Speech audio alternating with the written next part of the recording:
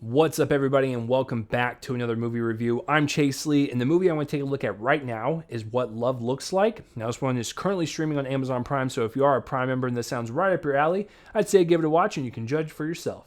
Now, this one comes from ACM Films. It is written, directed, produced, shot by, and edited by a gentleman by the name of Alex Magania. I hope I pronounced that correctly. If I incorrectly pronounce that, please let me know down below that I'm an idiot, and I will be like, you were 100% correct. So yes, this film follows 5 couples in the city of LA as we get to see the kind of ups and downs of just love and how complicated and messy it is. And Alex uses a lot of, kind of modern storytelling aspects where, we have one couple that meet on a dating app. We have one couple that one is a widow. We have a girlfriend who's being neglected by her boyfriend, so she finds love elsewhere. He finds 5 different unique stories to kind of tell, and they're all happening around this city, and I think all in the same park as well, but that is your movie. So I'm always transparent with you guys. I'm always honest with you. I was contacted by the filmmaker to review this film. Now, review requests are not anything new for me. I've done a handful of them, but I always tell the filmmaker this. I'll either tell them yes or no, I have the time to do it, or no, I can't, I apologize. But I always tell them I will be honest. If I hate the movie, I'm going to rip it a new one. If I like the movie, I will praise it till the cows come home, and I will make sure everyone checks it out. He's like, that's fine. I want you to be, so here's the movie. So I watched the movie, and it's fine. It was a bit rocky at first, but it stuck the landing towards the end. I was like, this movie could have been something a little bit better, but for what I got, it was fine. There's some aspects I like about it. There's some I didn't like about it. But in the same vein as like New York, I Love You, and Paris, I Love You, and even Amazon Prime's show that it's kind of similar in tone and everything, Modern Love, this movie, it could have been worse. But it's fine to kind of run amongst the pack if you are in the mood for like a romance film this Valentine's Day weekend. It's not a bad one to go with. I think you'll be entertained, and there's definitely people on the IMDb and people that reviewed this movie that like it more than me. But like I said, it could be worse. So unfortunately, because I'm talking to Alex at this point, he's watching this review, and he might be spreading it around to his cast and crew. I have no clue. If he does, hey, how's it going?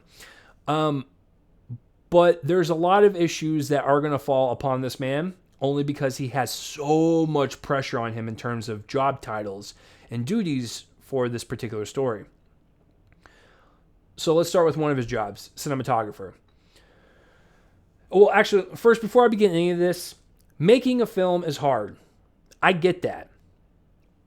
Using your budget to its full maximum effect when it's super low, I get that. Use the same location. Make it different. If you got to use the same actor for certain roles, do it. I don't care. I love when filmmakers can grind like that and just make it happen. And the fact that he can make a film and have it on Amazon Prime like that, so much props to this guy. So much. And I made a lot of short films in film school. I get it.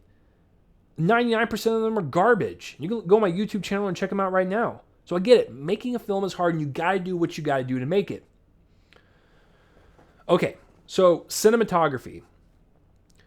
It's a bit flat and boring.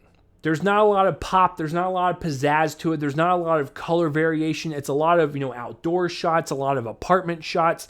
A lot of it just kind of like this neutral white look to it. It looks like a hospital. It's just very clean, very structured. There's not, like I said, a lot of punctuation in the visuals to make it stand out a little bit more. It's just kind of coasting on, over the shoulder shots, basic 2 shots. There's some trucking and some dolling going on there, but it's not anything that to write home about. It's a very bland looking movie. It's kind of flat. And I'm thinking if Alex hired another cinematographer to take his story and the performances he gets out of these actors and makes it pop a little bit, add some color, add some movement, add some just flair to it, it might have made the movie a little bit better for me. So it's not a badly shot movie. It's just like it's fine. But I think he should have hired a different cinematographer to make it stand out a little bit. I get it. Budgetary reasons, he might have had to do it himself. I get it. But I'm just pointing that out.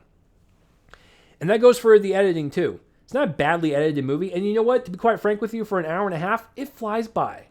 It does, which is really hard to do as an indie filmmaker, to keep someone's attention for that long. Usually when I see independent films or like really bad movies, like I check out super quickly. I adore the passion of filmmakers, but just some of them do not work out for me. But I will give Alex props for this. It is edited to a point where it is entertaining, and it did get better as it went along, so I got more invested into it. But once again, going back to my cinematographer thing, maybe he should have hired a different editor to maybe punch up the flow of it a little bit better, not make it as dry or as kind of stable as it is. Like, just add something to it. And I don't know if that was hiring another editor to do that. I don't know. But I just wanted to touch upon the cinematography and the editing portion, and maybe he could have hired someone else to make it just elevated a little bit more. To go to his directing and writing side, I think as an overall romance film, it's fine. It's written, it's written pretty well. I mean, there's definitely some cheesy lines, and there's some questionable behavior in terms of how people act and pick certain pickup lines, or just how people talk, even when they are nervous to people. Some of it just doesn't really seem real. It doesn't feel grounded. But I think for the most part, the characters are decently written. Some of the dialogue back and forth is sweet. It's charming. It's cute. For instance, there's a lot of variation within the stories and the performances. So I guess we'll kind of just jump into that. Because in terms of directing, the overall vision of this movie, it's fine. There's nothing to write home about. It is what it is.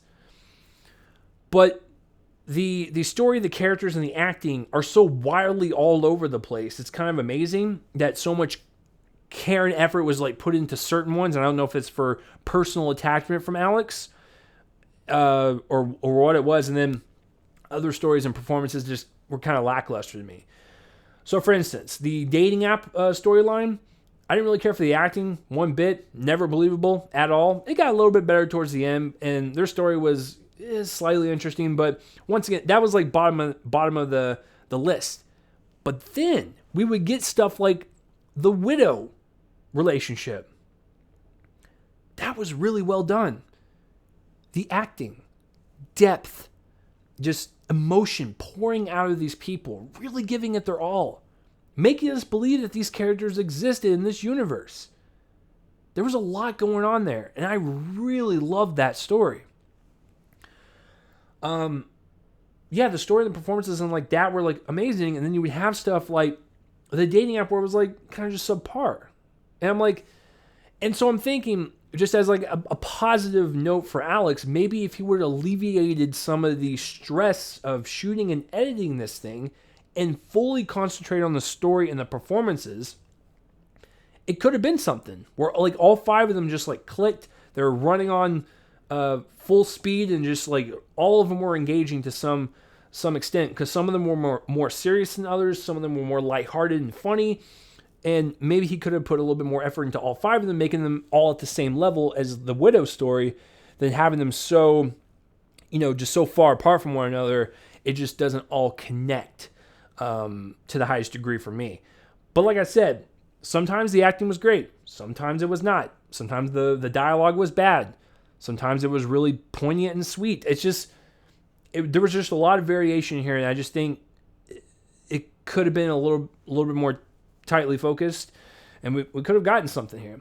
But I think my final thoughts is that there's a lot of good, a lot of bad. It just kind of levels out for me just as a C-level movie. I'm going to give it a C+, only because like I said, the widow storyline I really loved, and all of the acting and the stories kind of came together a little bit more towards the end, to where I wanted to see more, but by the time I wanted to see more because it was getting good, the movie was over, and I was like, I wish it could have been the whole way through like this. So I will give it a C+. It's not my strongest recommendation, but if you want to watch something with your loved one, your spouse, whatever you want to do, this is not a bad one to pick. In terms of low-budget indie filmmaking, it could have been way worse. I've seen worse films out there that make this thing look like The Godfather. So take that for what you will. But a C+ for me for what love looks like. I hope this review gets more eyes on it, ears on it, whatever. And yeah, it was a pleasure reviewing this film. So yeah, it's romance time out there, guys. It's Valentine's Day week, and go watch something. If it's this one, watch it. If it's something else, watch it. Just go support low budget indie filmmakers. They need your support, and I commend this guy full stop for making something and putting it on a streaming service. So that is my review of what love looks like. And yeah, if you want to have a review requested to me, shoot it over to me. Maybe if I have time, I will check it out.